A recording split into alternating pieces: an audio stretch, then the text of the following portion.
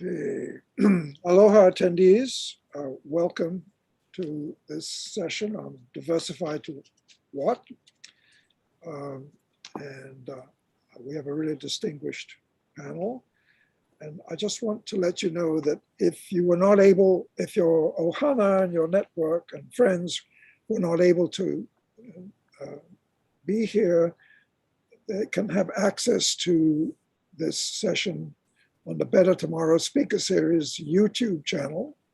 It's the session is being recorded and streamed simultaneously on Facebook and YouTube. And in a couple of weeks, it should be a video edited version of the highlights will be available on our website. And that will remain on our website for probably a year. So there are a lot of ways to access this. And so without further ado, I'm going to turn this over to Chad Blair. Thank you. Aloha, everybody. Good to see you. For those of us who can see us, thank you for joining us. A lot of people signed up today. I didn't plan this, but I'm wearing the same shirt that's in the advertisement for this panel. It was not something I expected. It's also the same shirt I wore this morning on Hawaii News Now. So I have more than one shirt in my wardrobe. I want you to know about that. I think it looks pretty good though, right? It's Silver Beet orange. It's so interesting to be doing this via Zoom. I mean, here we are 19 months into this pandemic, and I have participated, like many of you, with many of these book and film festivals, book and other festivals in the past. Of course, they're in person, and they wouldn't necessarily be recorded. And it is interesting to have this one recorded and have it archived so that everybody else can benefit from it. It also makes you a little nervous because you're being recorded. And you're like, oh no, what am I going to say? It's a little bit different from being in a live audience, or rather an in-person audience, because we are live. Well, you know, I'm the politics and opinion editor at Civil Beat. Just briefly, Civil Beat's been around for 11, 12 years. You probably know Piero Midyar founded it, of course, founder of eBay. He lives here with his family. And we are a nonprofit, started out as a for-profit, moved into the nonprofit realm when we found that being for-profit on the internet was a challenge. We're doing pretty darn well. I am surprised, frankly, that we're still going strong. We're even expanding. And it's really a delight on a personal note and a professional note to have a job in this very challenging environment, not only with journalism, but with everything that's been going on lately with the economy and the pandemic. Very briefly, before I get on to introducing our guests and hearing what they have to say, I came to Hawaii in a sort of a roundabout way through the U.S. military. My father was in the military. He then got a job in the Marshall Islands on Kwajalein, which is a military base, still is a military base. And so I spent some very formative years in Kwajalein. That's where I graduated from high school. So while I've lived here now for over 32 years, I've been coming here since I was a boy. So I'm not Kama'aina, but I'm not exactly Malihini Haole either, but just a little bit about my background. And I'm also a University of Hawaii graduate. I don't know if that was in the bio. You probably already know about that. So, and by the way, for those attendees, you can ask questions. I'm going to try and monitor the Q&A, not the chat, but the Q&A. So if you do have questions, I'll do the best I can to get to them. We're going to go ahead and just briefly introduce everybody. Of course, you already know who they are because it's already been promoted like this, but joining us to my immediate, what is that? Is that my right or my left? That is my right. That's Nicole Lim with the surfboards in the background. She is director of Movers and Shakas. And then right below me, I'm assuming that's how your screen looks. Maybe it looks differently, but Stephen Bond Smith, he's an assistant professor with UHERO up there at University of Hawaii. And then we have Patrick Sullivan, founder, chair, CEO of Oceanit Laboratories. And finally, Omar Sultan, co-founder of Sultan Ventures. So what I'm going to do now is I'm going to go to each of our panelists. And we're going to start with Patrick, and then we're going to go to Nicole, and then we'll go to Omar, and then Stephen. Feel free to add a little bit to your bio that we may not know about you, if that helps to understand more about what you're going to say. And we're giving each of you about 7 minutes to kind of go over your main points. So without further ado, we'll go ahead and start with Patrick. Thanks, Chad. Can you hear me okay? All right. Well, anyway, thanks for hosting this, Roger and Book and Music Festival and everybody. So this is, it's a really interesting event, and I think it's a great way to connect the community. So I started Oceanit 36 years ago, I suppose. Got my PhD at UH, and the choices were sort of work at Pearl Harbor or teach at the university, so I started Oceanit. And we're a mind-to-market company, so we think of things and drive it to market. And we employ a few hundred people, maybe 100 plus PhD scientists and engineers. We're in energy, healthcare, defense. We're doing some interesting industrial technology as well. We just did a Kickstarter on a cooling vest using a nanothermal polymer that keeps you cool. So it's for, there's industrial applications and recreational applications. So we've kind of created a process, and I'm not going to go through all the details, but there's a book out, got it released last year called Intellectual Anarchy. And it's how we think from the middle of the sea, but we discovered that it's really a metaphor for a lot of the country. So last week, 2 weeks ago, I was talking at an event on the mainland. We had 112 universities, and including a bunch of university presidents. So we had the new president of the University of California system, plus a bunch of others, and it was really about rethinking the what they do in graduate education and the industrial workforce. And they were very interested in the kind of things that we do. And so creating Oceanit from basically a blank piece of paper gave me the opportunity to think deeply about a lot of issues. And I've thought a lot about this idea of diversifying the economy. I mean, it's been talked about pretty much forever. And if you go back in time, you'll find there was a lot of innovation that built Hawaii. It wasn't really accepted, for example, that visitors would come here.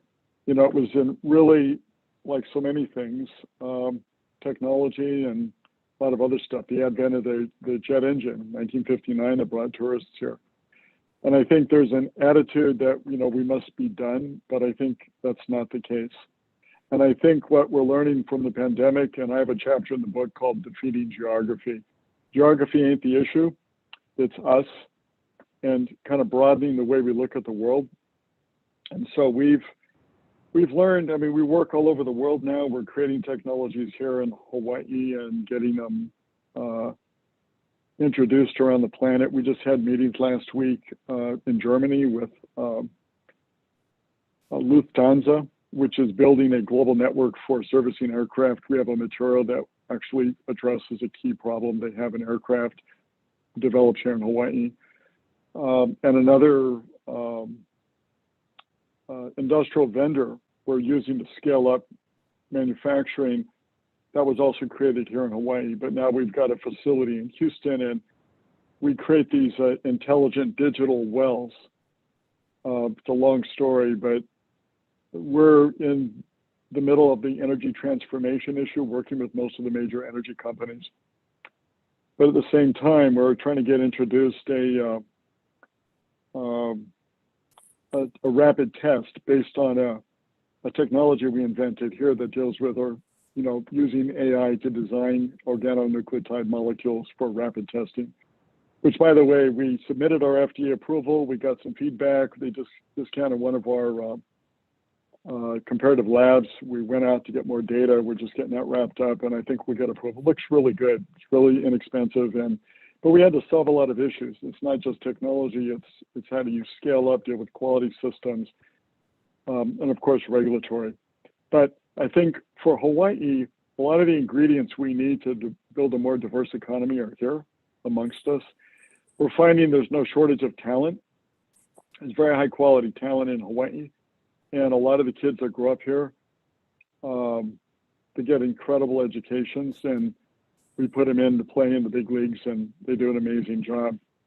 So there are things we can do to make change. And I would argue that we have an incoherent policy on how to deal with economic development and diversification. So for example, we could use a coherent policy around starting up, sustaining, and attracting companies. We're kind of all over the map. There's no rhyme or reason for most of the stuff. And there may be a historical issue, but there's a lack of coherency, and the lack of coherency creates a liability as we're trying to move forward. And there's some real specific things we can do to support creating a more diverse economy. Case in point, you know, with this rapid test, we examined the opportunity of manufacturing in the state of Hawaii because we invented the technology. We can build it here. You know, field forward, edge manufactured technology for medicine. That's where the future is going. Kind of interesting. We created a tool set with DARPA. DARPA underwrote the mRNA work from Moderna, and federal government supported a lot of the work with Pfizer, BioNTech. I mean, the world's changing really fast, and geography isn't really the issue, but there are things we can do to address that. In my opinion, you know, you've got sort of three main ingredients when you really take geography off the table. You've got energy, you've got broadband, and transportation. So I think we could create a policy around affordable energy for companies in a manufacturing tech space, charge the hotels a little more and charge companies a little less. You know, broadband, I won't even start on that, but as you can imagine, it's a real frustration. It's something that's addressable. It's a lack of, I think, will to really make it happen. And transportation, I mean, we're connected to the planet, but there's no question most of the contiguous states have highways that connect them. We don't. But we could put together special pricing for transporting goods and other things around businesses. There's all kinds of flexibility, I think, in being able to do that. You've got the Interstate Commerce Act and a lot of other things at the federal level, the state level, plus the things we do with, you know, the airlines and others. So I'm an optimist. I think there's a lot of opportunity as well. The world is changing under our feet. It's a real exciting time to be doing this stuff. So I think Hawaii's got a great future, but I think we got to learn to work together. So I can go on, but at that I'm gonna stop and manage my time and give everybody else a chance to talk. Thanks. Thank you, Patrick. I do have one or two questions for you. By the way, it is encouraging to know that getting a PhD at UH can lead to steady employment in Hawaii. So very good. Oh, absolutely. We're recruiting as fast as they can mint them out of the university. There are a lot, I mean, certain programs, it's like we wait for them to kind of finish their PhDs, and it's kind of like we got standing offers from the physics program and engineering and a bunch of others. I mean, we can't get them fast enough. And they do some really good education at University of Hawaii. I think it's an underappreciated and probably the single most important institution in the state of Hawaii. Two questions for you. That you mentioned energy being key, transportation. There was a third element as well. Refresh my memory on that third pillar that you mentioned. Thank you. Yeah. And so specific to energy, as you know, we have this goal of 100% renewable energy by 2045. That's the state goal. But right now, we're not anywhere near that. I don't have the specs in front of me, but I want to say we still import 70, 80, 90% of our energy needs. We're still burning coal out on the west side here on Oahu. How realistic do you think it is that we're going to be able to make that? Because it sounds like that's central to our ability to diversify. Good question. There's a technology question, which I think is the easy one. And then there's this whole idea around kind of the political will and then transforming the business. So what you've got is an industry where the business model was created probably 100 plus years ago. And the idea of a central utility and what they do and how they make their money, that's got to evolve. And so that's part of the issue. But the technology and energy is changing really fast. And there's great examples all over, but I'll just give you one really easy one that we're kind of looking at now. You hear a lot about hydrogen. So what's going on right now is you've got Japan using ammonia. So it's a liquid version of hydrogen and then capturing the nitrous oxide. So you have a combustible, burnable version of a liquid fuel without using the cryogenic and pumping down high pressure kinds of issues. They're buying a lot of it's called, gray hydrogen, or ammonia is in the transported form, coming from the Middle East, as they've been investing in it, and they're going and using it in Japan.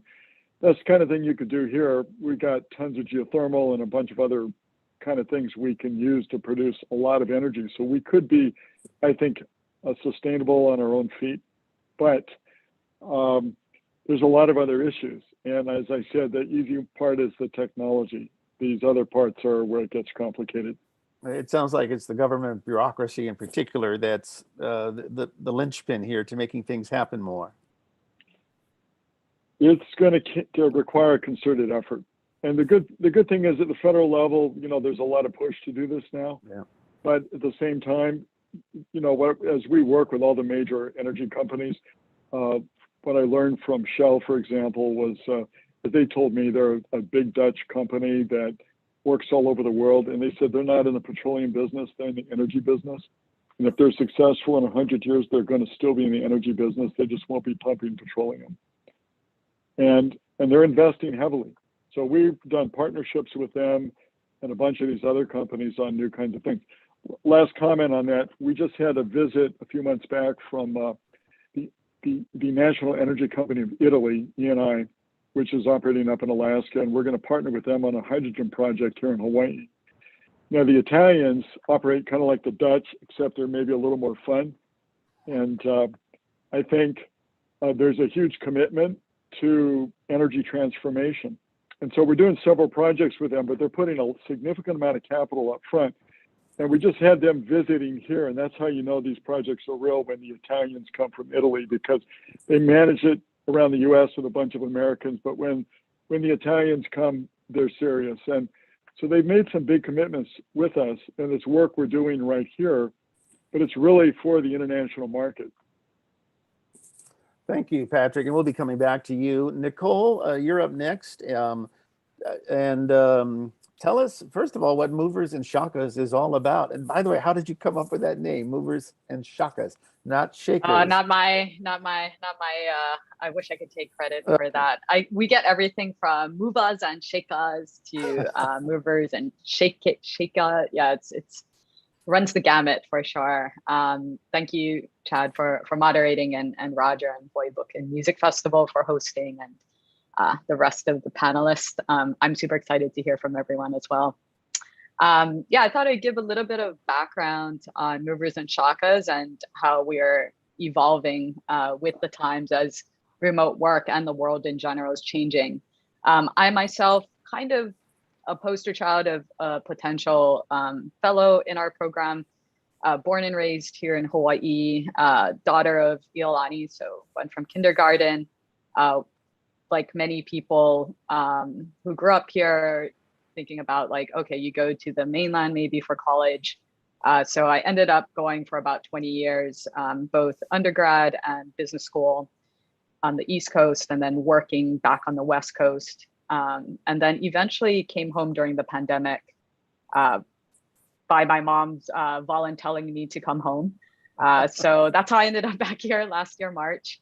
Had a little bit of a wandering before then, a bit of digital and analog nomading, but ended up here in March, 20 years later as an adult and as a professional. And even though I was born and raised here, very different experience, coming back as an adult. So I got involved with Movers and Shakas shortly after it launched publicly. The interesting story or ironic plot twist of getting involved was that I had written an op-ed in the Star Advertiser kind of against the program, but really then talking about, how do you bring newcomers and how do we actually acknowledge that kind of us versus them anti-outsider feeling that many people have, and still like think about it not as a zero-sum game. And from that, the board actually contacted me to see if I was interested in maybe applying to run the program. And in less than a month, I was in my dream job. So really excited to be getting to build this program with our board and really be a steward of their vision. And also I think it is a good kind of example of innovation, of just needing to evolve with the times, try different things, and really have the space to do that, and make mistakes. And I think that, taking a little risk and pushing the boundaries can really help to bring in new ideas. So let me share a little bit more about the program here. As I mentioned before, this started in 2020 and really launched in December of 2020. And it was created by what I call my board of volunteer CEOs. They basically saw tourism collapse during COVID. And they thought about exploring a different type of visitor, like a more socially responsible one, a remote worker who could stay longer. And I think also noticed that remote work allowed a lot of local kids to come home, and work for that period of time. And, that's a very popular idea that's like very near and dear to the hearts of Kama'aina, right? Being able to bring family back home. So there was this really interesting opportunity created by COVID, which allowed people to move around and not really choose their place to live based on where they work. And so that was last year when we had a shortage of visitors. And, as we came back to the world temporarily, we then came back to our kind of more normal problem, which is having too many visitors. Remote work was evolving as well. And so we were trying to figure out how do we kind of take what we've built and pivot, and kind of continue to evolve with the times. And what we realized was that we had built this program that was able to really immerse people in Hawaii, really help them learn and contribute and connect to our community. And, then thinking about, with this core asset, what do we do with that?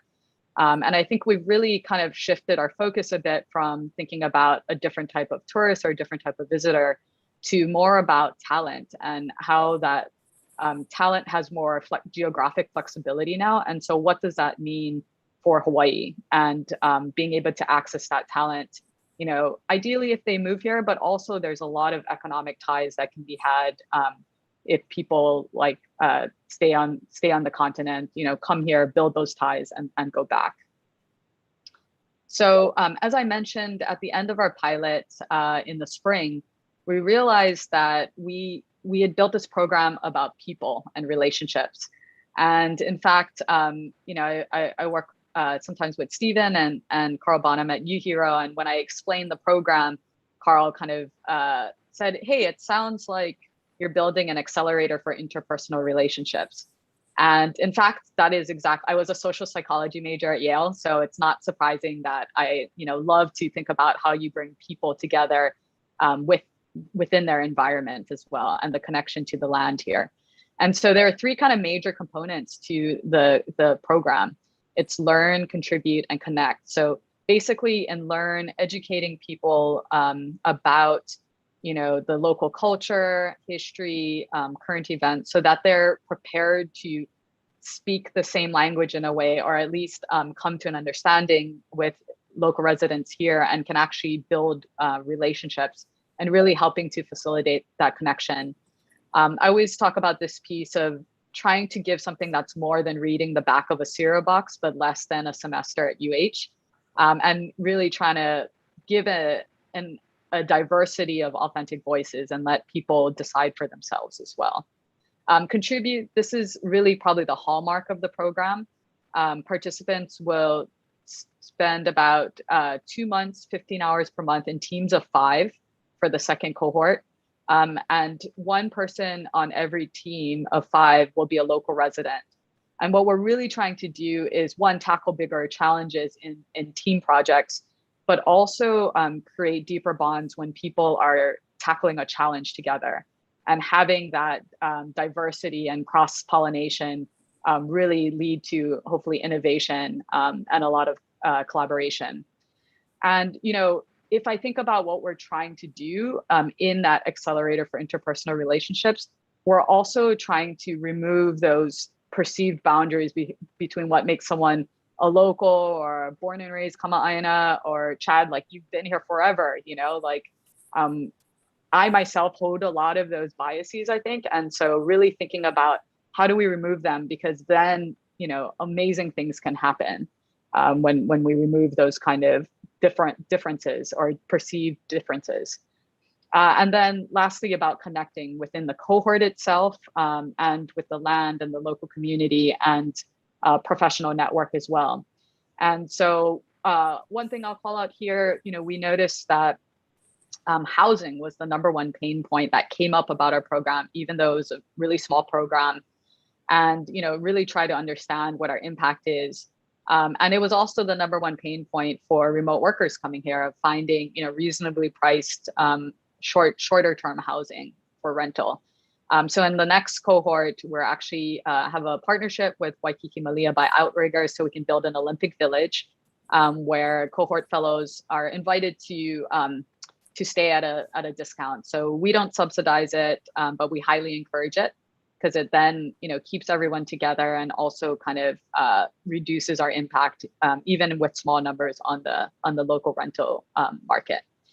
And so, yeah, we're always trying to think about different ways that we can bring people together. And, if anyone who has traveled before knows, there's a really strong expat community in different places. And it's sometimes very difficult to interact with local populations, because on both sides, right, there's kind of different motivations for being there. And local residents as well are really busy, and it's like, why would I invest my time in someone who's here even for a year?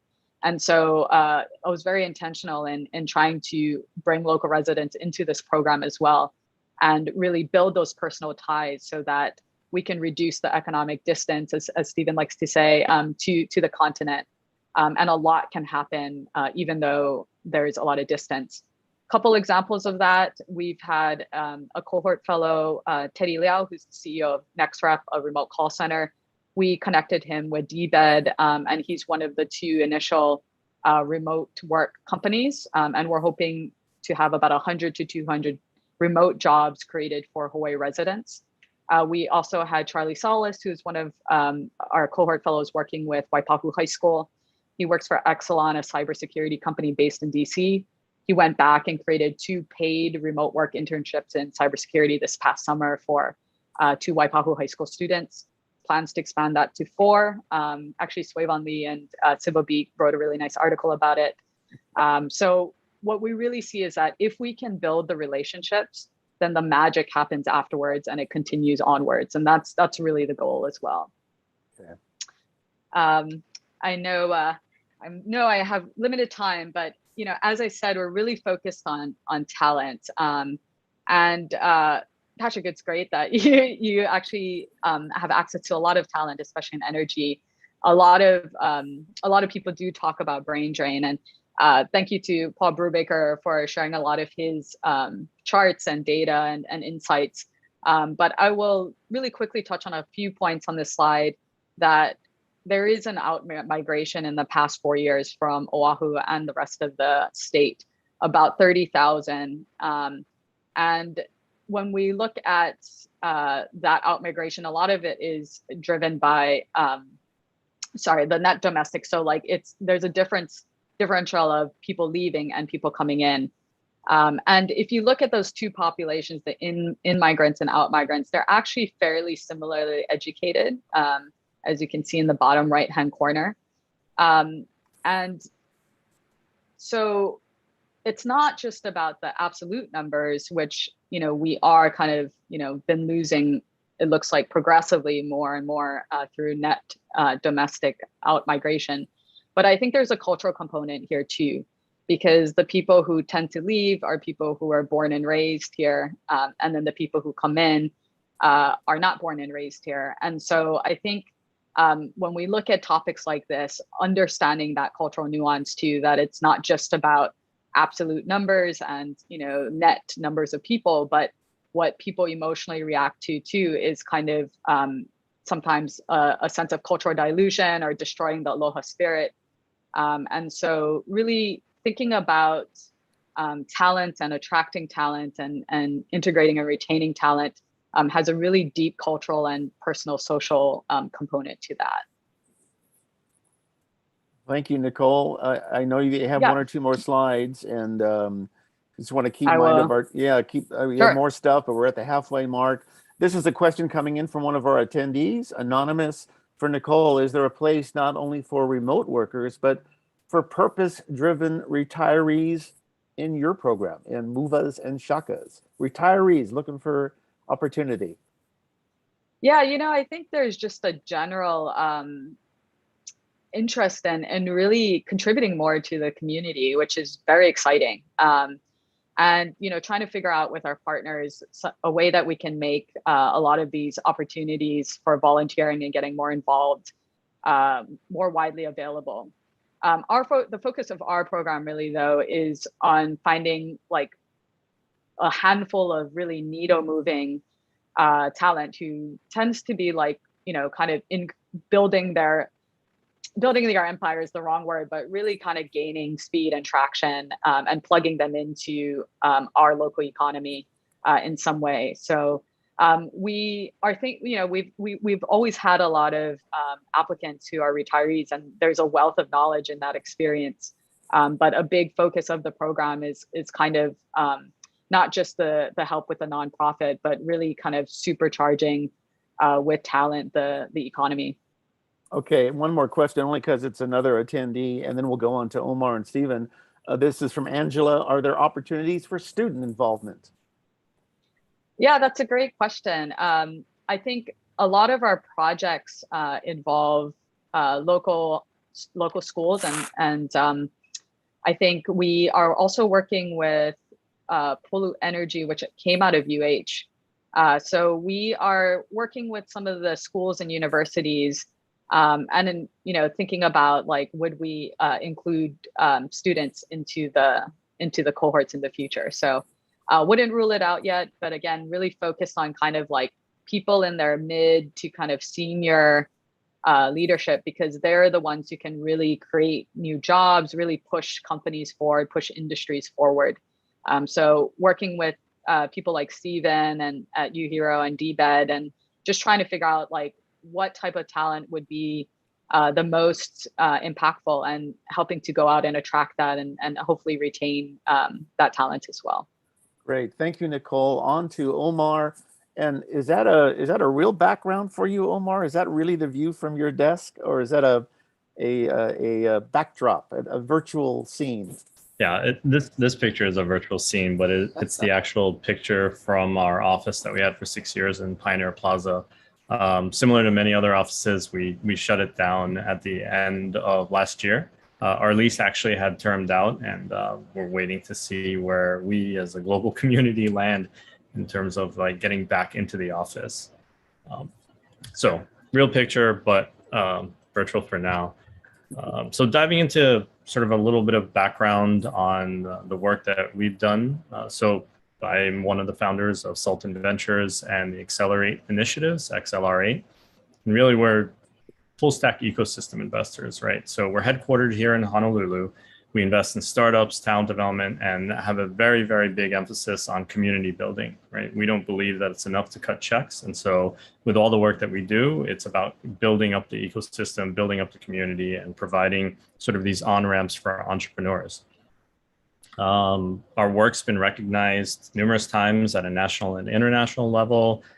We've created programs that are award-winning, and we're really deeply passionate about inclusivity, diversity, and really kind of looking at how might we create work that lives beyond when we're involved, right? And so how can it be in a sort of that abundance mindset?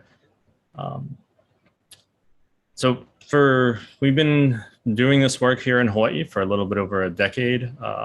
We are one of the few firms that invests 100% into local businesses and entrepreneurs. And regardless of whether we're leading the initiatives or we're involved with initiatives, we look at ways that we can multiply that impact, as I mentioned before. And so at the end of the day, like, we invest in human capital. Like, as an investor, you hear time and time again, ideas are a dime a dozen, right? Products, services, whatever it is, you come across that a lot, right? But as an investor, what you're really investing in is people in that team. a team that can actually execute on that idea, that team can implement it, that team that can create a positive impact. And so through all the work that we do, we're really focused on the human capital aspect of it, right? Really working to educate and elevate local entrepreneurs and businesses. And so it's kind of a nice segue into some of the work that, like, where our heart has been for the last year and a half. So when COVID hit, the entire business community, we're all on calls trying to figure out, what can we do? What do we need to do, right?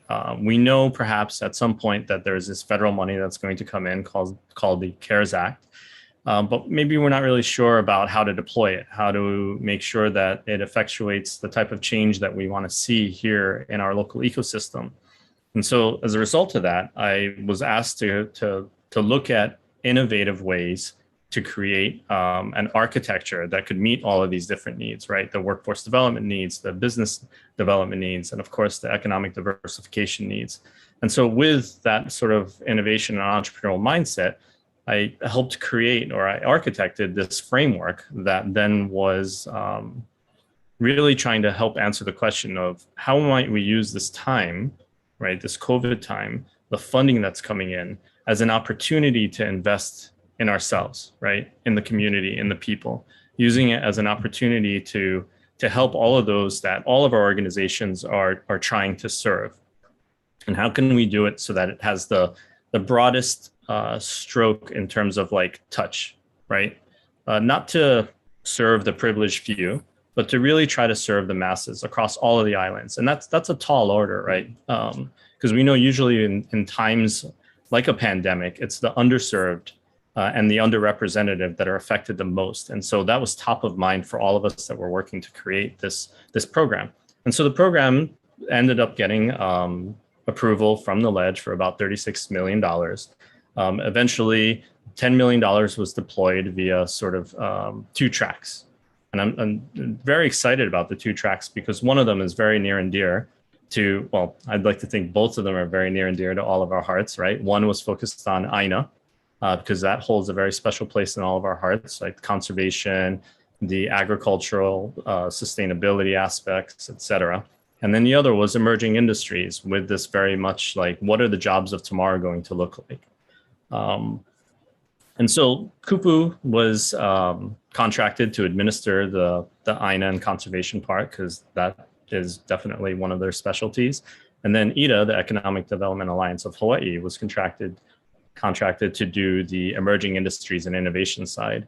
At the end of the day, almost 1,000 people were placed in jobs, right, that allowed them to learn new skill sets, to get reskilled, upskilled, and cross-skilled in jobs that were the jobs of tomorrow, not the jobs of yesterday, right? And so for many, it was their first opportunity to, since the hospitality and tourism industry had shut down, it was their first opportunity to really kind of explore other types of jobs, other sectors. I mean, we heard countless stories of how this one individual was interested in learning gaming, but never thought that there was a pathway or an opportunity to explore that. Another was really interested in the digital and graphical aspects of cultural storytelling, right?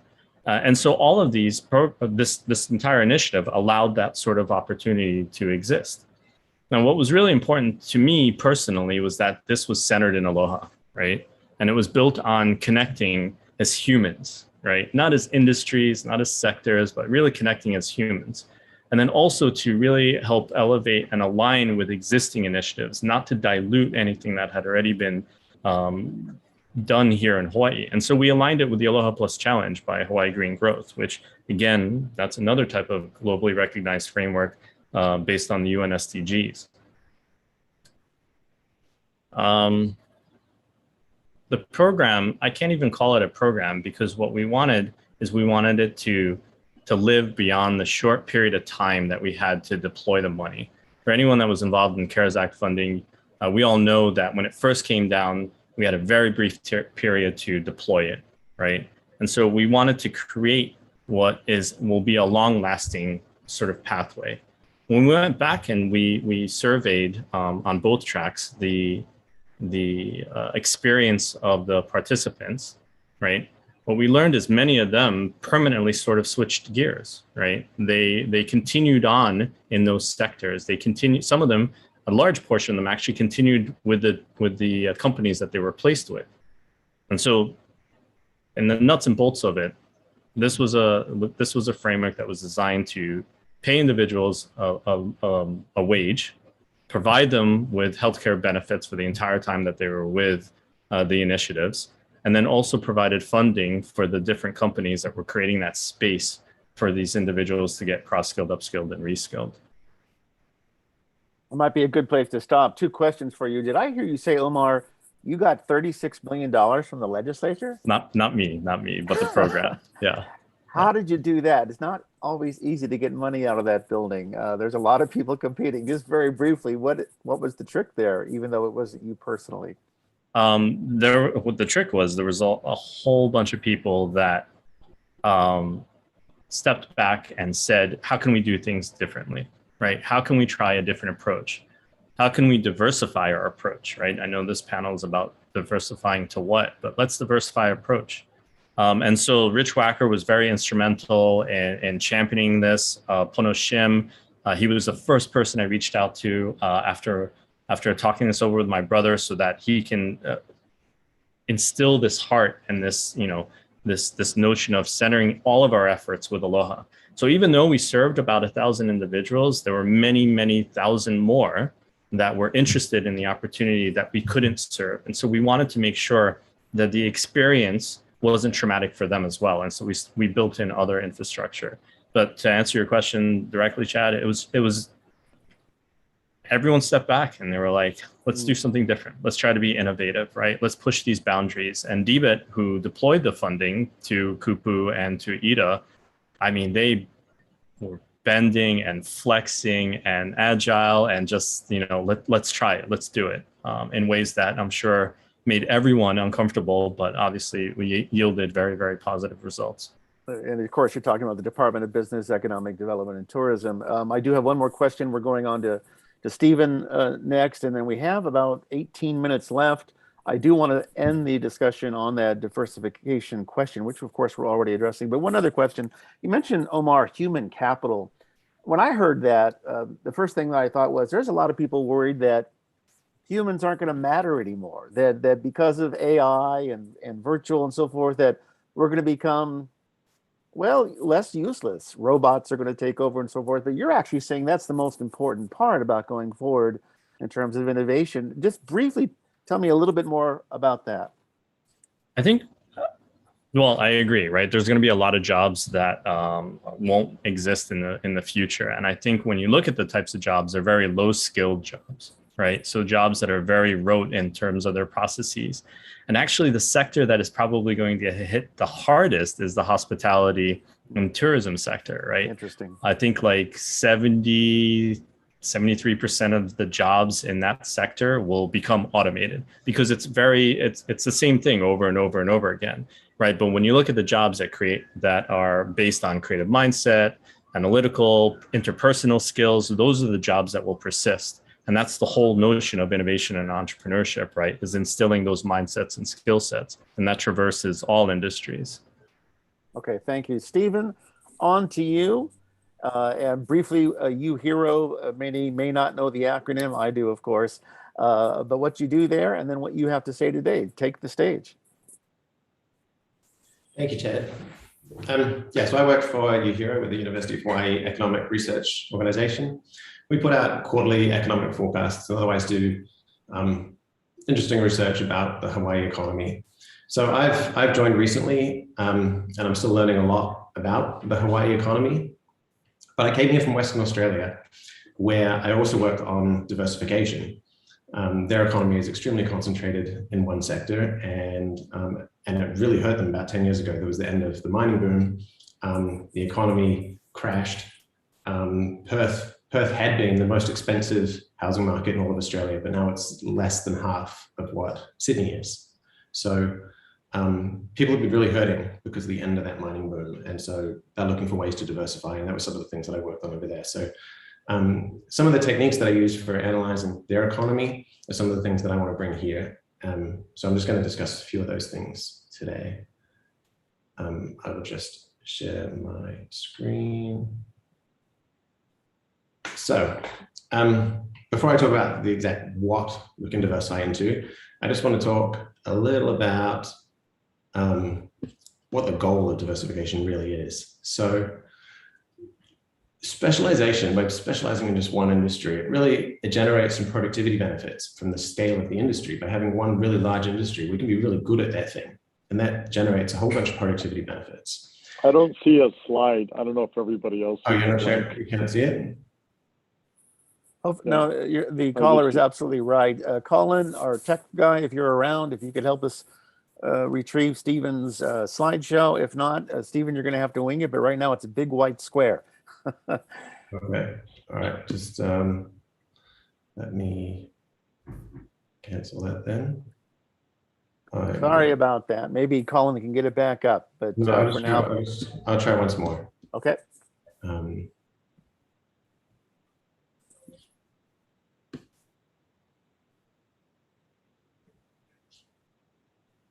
Oh, that's really strange. Oh, there we go. This one. Okay. You got it now? Yay. Very good. There we go. Okay. So,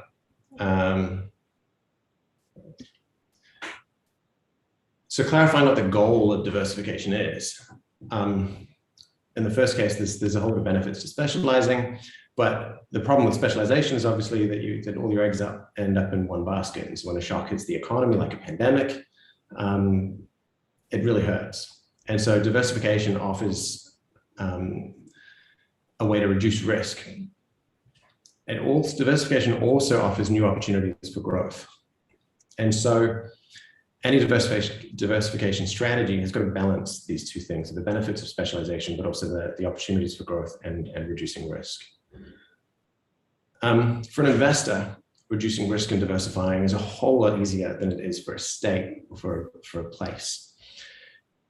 A state can't diversify across locations because it is a location. The state can't choose the range of activities. The people that live there choose those. And the locals benefit from doing particular things together. And this is because there's lots of connections between people and between different parts of the economy that all depend on each other. Different industries need different capabilities. They need different types of supports, different types of institutions, different skills. And for a small state, it'll be poorer if it tries to do everything. But there are certain benefits from doing particular activities together. And this need for certain activities to be done together actually really highlights the difficulty of geography. And this is where I'm going to disagree with Patrick. So if we look at patents per 1,000 scientists and engineers, and we rank all the states by patents per 1,000 scientists, not only does Hawaii first have fewer scientists and engineers than other states, in part because it's isolated.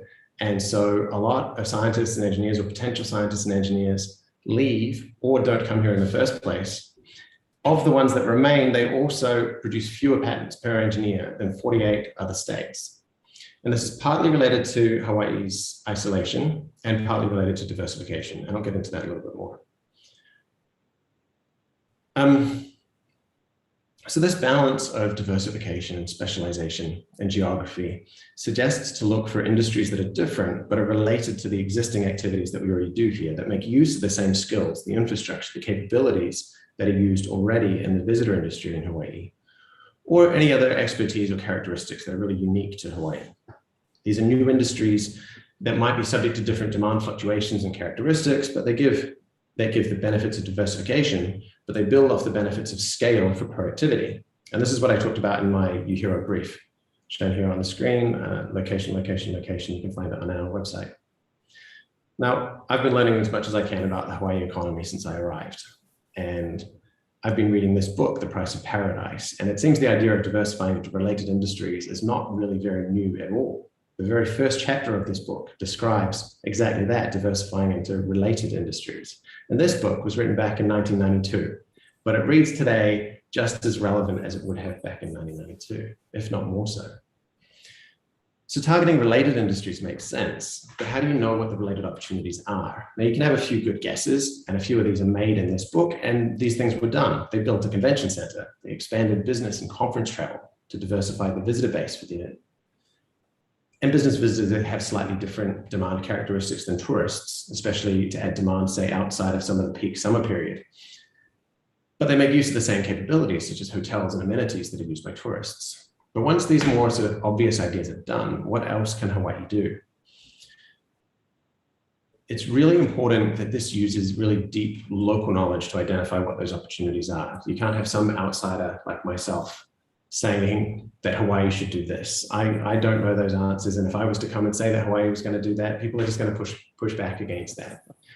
The problem is that when you ask everyday people, the things that people like, the ideas that they have are also full of all of their own personal biases. These can be little pet projects that they think are exciting, or something that they have a financial interest in, or a professional connection, or any other sort of internal bias. Industry policies, this is where policies target particular industries. These are often failed in the past because they're favored politicians or donors' special interest and have tried to save a dying industry for too long. And so we need to use more objective ways for identifying opportunities for diversification that we can then have a government policy to support. Now, there's been decades of research done since this book, looking at how economies grow and diversify. And it's also tended very much towards this concept of related industries. The research treats industries or products as a complex system of activities. And by analyzing which products are frequently done together and within the same firms or within the same places, it implies connections between those products. And this generates a network of connections. So the particular network I've shown on the screen here describes all of the products that are exported in the world.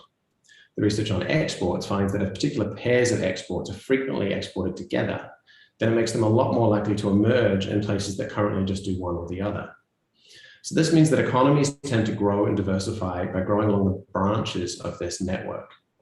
So we can look at this network and see what products Hawaii is good at exporting and see what opportunities branch out from those. Those become the what to diversify.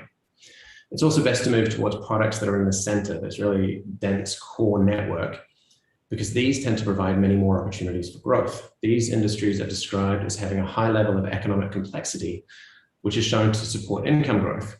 And we need to modify the analysis a bit to accommodate tourism, which isn't included in the standards of trade analysis, as well as non-traded activities and all of the knowledge and assets and capabilities that are built into those. These techniques can also be applied to firms or to regions, to individual islands, or even to suburbs, or to looking at patents and innovation to see what the different diversification opportunities are. So this sort of analysis provides a really strong objective indication of the diversification possibilities. It would generate a list of products or industries that are currently not in Hawaii, or are currently very weak, but are industries that we would expect could exist here because of Hawaii's other strengths. It would generate development opportunities for lagging regions, so we can make sure that all of Hawaii's residents can benefit. One of the next steps, though, is to figure out why those activities don't yet exist here. And this involves a really deep dive into each of these industries to find out what's going on and what it is about Hawaii that has prevented that industry from emerging already on its own. And for this, I recommend borrowing some ideas from the European Union's smart specialization policy. Smart specialization is one that accepts that regions will tend to specialize in a particular thing that they're really good at, and it will prioritize it, but then diversify into related areas to support growth. Regions support R&D, entrepreneurship, and commercialization activities within prioritized domains.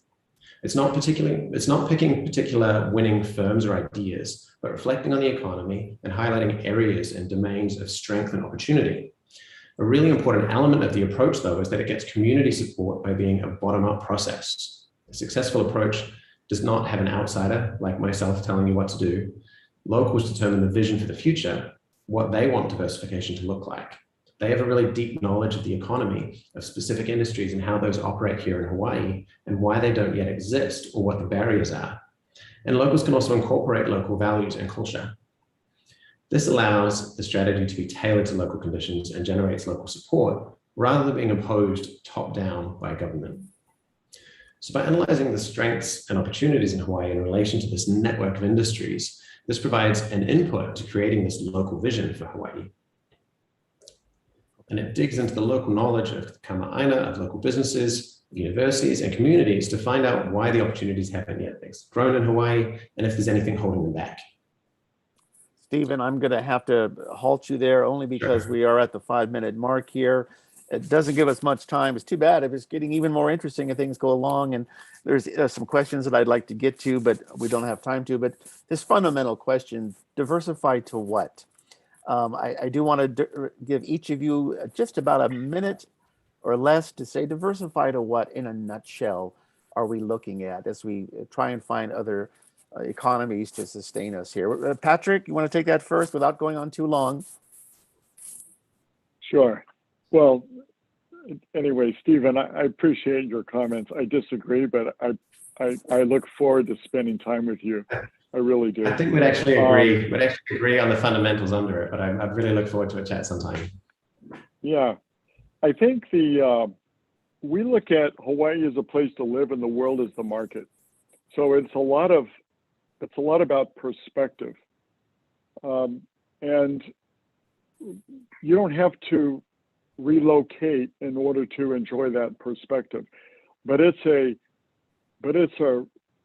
rare perspective. A lot of people don't have that. We've been living this for years, and the more we do, the better we get, the more we do, and it just seems to kind of grow. I started Oceanit with $100, so from my personal experience, it just keeps snowballing. But it's the difference between endogenous growth and neoclassical growth, not to get too technical. And a lot of traditional economists are good at looking backward. It's very hard to look forward. And what's happening is technology is changing. The world is changing. What was impossible or unthinkable becomes thinkable. And that's what's going on. And through history, things change like that in these cycles. And so I think we're entering one of those exciting cycles. But back to my earlier comment, evolve to a more knowledge-based economy. The key ingredients there are two fundamental things: education and imagination. And being able to think of how to address the world's problems. Now, there's issues. Clearly, it would be easier if we were in the business of sand and we focused on the beach and we just looked at all kinds of things about sand, and there would be an industry and we could keep innovating on sand. But at some point, you kind of run out of things to do that are relevant to what the world needs. And that's where I think the idea of innovating becomes a real critical opportunity, and knowledge becomes the key thing, and education is the kind of the currency. Thank you, Patrick, and thank you for responding to what Stephen had to say in his slideshow. If we could remove the I slide. loved what he did, so I really appreciate. Quite all right. If we could, there we go. We only got a minute before I got to bring Roger back in to send us off in a warm aloha. Anybody else want to just add real quickly, diversify to what? I thought Patrick's answer was terrific. Nicole, Stephen, Omar? Patrick's answer was absolutely terrific. The key point is innovation, right? Innovation is knowledge. All growth is driven by new ideas.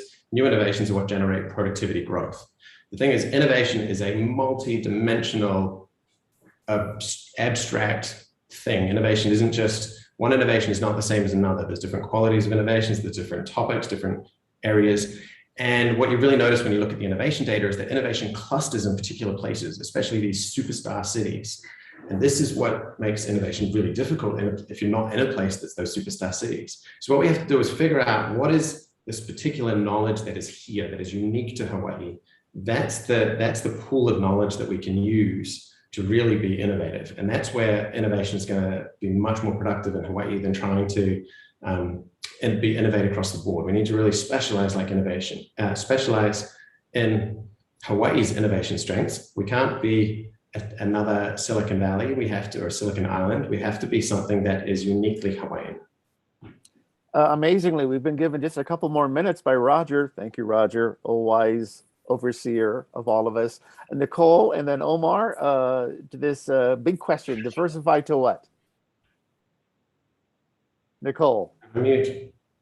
Sorry about that. I'm going to be very brief because, these are the experts on, where do we diversify to? And I think the important thing is that we all have like different pieces of the puzzle, whether it's data or insights or resources. And I'm excited to work with the ecosystem and see what role movers and shakas can play from a talent perspective, and just work together to figure that out. Because that's the only way I think we're really going to make meaningful moves in diversification. Thank you, Nicole and Omar. I'll keep it brief as well. I don't know that there is a silver bullet for diversifying to what. I don't know that there's any particular industry or product or service that we can say, if we diversify to this, then we're going to get this resulting outcome. I do agree with Stephen, Patrick, in the sense that it has to be innovation-based. It really, really should be. I also agree that it should be based on our regional strengths. And one of our greatest regional strengths are our people. So I don't think any diversification will yield positive outcomes if we're not investing into our own community and elevating the people of Hawaii. Okay, I'm just going to briefly get this in. And by the way, Joanne Yukimura, I see you on Kauai. She's got some great questions that I haven't had time to get to, but I do want to get to William Steiner's question. It's for everybody. And then Roger's going to rush us out.